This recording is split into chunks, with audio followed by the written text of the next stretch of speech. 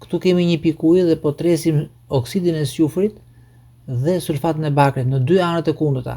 Në të majt formohet tretësira e sulfatit bakrit, në të djathtë tretësira e acidit sulfuror.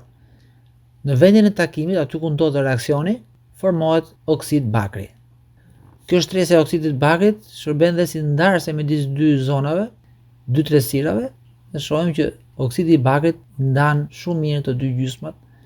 Dhe këtu shohim që në anën e djathtë viskoziteti i ujit bie dhe uji zgjerohet, përhapet më shumë në sipërfaqe.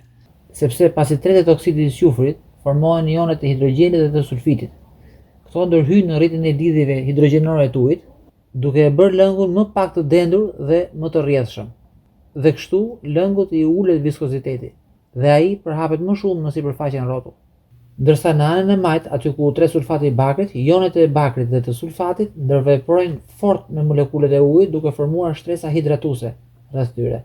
Këto shtresa kufizojnë lëvizjen e ujit dhe e bëjnë tretësirën më viskoze se uji i pastër. Domethënë, në anën e majt lëngu trashet.